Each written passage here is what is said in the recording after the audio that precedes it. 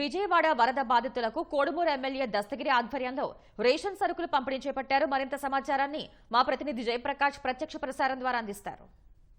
41వ డివిజన్లో ఇటు పార్టీ తరపున ఉన్నటువంటి నాయకులు ఇక్కడ పేదలకు ఇటు ముంపు బాధితులకు ఇక్కడ ఉచితంగా నిత్యావసర సరుకులు పంచుతూ ఉన్నారు.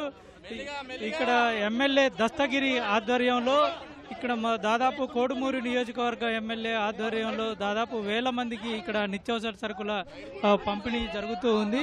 ఒకసారి ఆయన అడిగి తెలుసుకుందాం ఏ విధంగా జరుగుతుంది. చెప్పండి సార్, ఇక్కడ పంపిణీ ఏ విధంగా జరుగుతుంది, ఎట్లా ఉంది? ఈరోజు విజయవాడ నగరంలోని 45వ వార్డు నందు డివిజన్ నందు ఈ యొక్క నారా చంద్రబాబు నాయుడు గారి ఆదేశాల మేరకు వరద విపత్తులకు కారణంగా ప్రతి ఒక్కరికి సహాయాన్ని అందచేయాలని చెప్పి నారా చంద్రబాబు నాయుడు గారి ఆదేశాలతో మేము కర్నూలు జిల్లా నందు 8000 కిట్లను తీసుకుని వచ్చాము. మంత్రి టీజీ భరత్ గారు, అలాగే కేఈ శ్యామన్న గారు, జయనాశ్వరరెడ్డి గారు, అలాగే వీరభద్ర గౌడ్ గారు, అలాగే మా అధ్యక్షుడైనటువంటి తిక్కారెడ్డి గారు ప్రతి ఒక్కరి ఆధ్వర్యంలో మేము తీసుకొని వచ్చి ఈరోజు 8000 కిట్లతో ఆర్థిక సహాయాన్ని అందించడానికి మేము ఈ విజయవాడ నగరానికి వచ్చి అందిస్తున్నాము. ఈ యొక్క వరదల చూస్తుంటే చాలా హృదయ విదారకంగా ఉన్నాయి. ఈ వరదల వల్ల ఎంతో నేర్చుకోవాల్సి కూడా వస్తుంది. అందుకే మన నారా చంద్రబాబు నాయుడు గారు కాబట్టి చాలా తొందరలోనే మన నగరాన్ని చాలా ఇమ్మీడియట్గా దీన్ని క్లియర్ చేయడానికి ఛాయశక్తుల కృషి చేస్తూ 74 సంవత్సరాల వయసులో కూడా ఆయన ఈ యొక్క నగరంలో తిరుగుతూ నిద్రాహారాలు మాని ఆయన ఎంతో ఛాయశక్తుల కృషి చేస్తున్నాడు. ఎందుకంటే ఆయన ఈ యొక్క మన రాష్ట్రాన్ని సర్వాంగ సుందరంగా మన రాష్ట్రాన్ని ప్రపంచ పటంలో పెట్టడానికి ఆయన హైదరాబాద్లో ఎంతో శాశక్తుల కృషి చేస్తున్నాడు.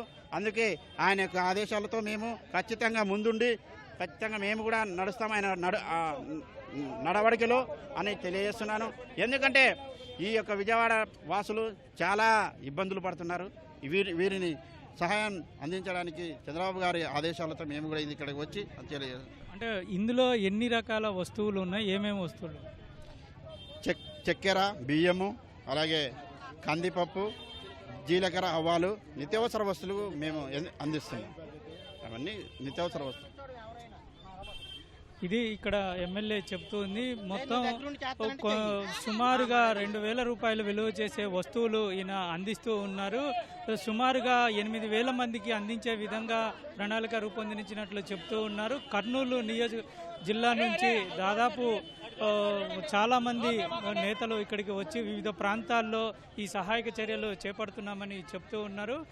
ఇదే విధంగా చాలా ప్రాంతాల్లో అటు పార్టీ పరంగా, మరోవైపు ప్రభుత్వము, ఇంకొక వైపు స్వచ్ఛంద సంస్థలు ఇలా రకరకాలుగా తామున్నామంటూ ఇలా బాధితులకి నిత్యావసర సరుకులు, అదేవిధంగా ఆహార పంపిణీ, మంచినీళ్ళు, హైజీనిక్కి సంబంధించినటువంటి కిట్లు ఇలా రకరకాలుగా అందరికీ అందిస్తూ ఉన్నారు. ప్రస్తుతం ఈ విధంగా చేస్తున్న క్రమంలో ఈ నిన్నటి నుంచి దాదాపుగా అన్ని ప్రాంతాల్లో వరద ముంపు చాలా తగ్గింది. ఈ రోజుకి అన్ని ప్రాంతాల్లో ప్రజలు బయటకు వచ్చి తమ యొక్క దైనందిన కార్యకలాపాన్ని సాగిస్తూ ఉన్నారు.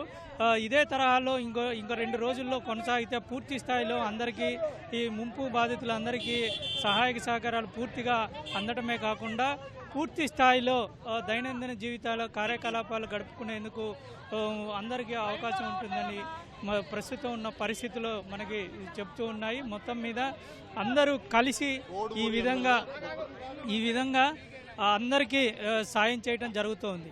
కెమెరామెన్ గోపితో జయప్రకాష్, ఈటీవీ న్యూస్, విజయవాడ.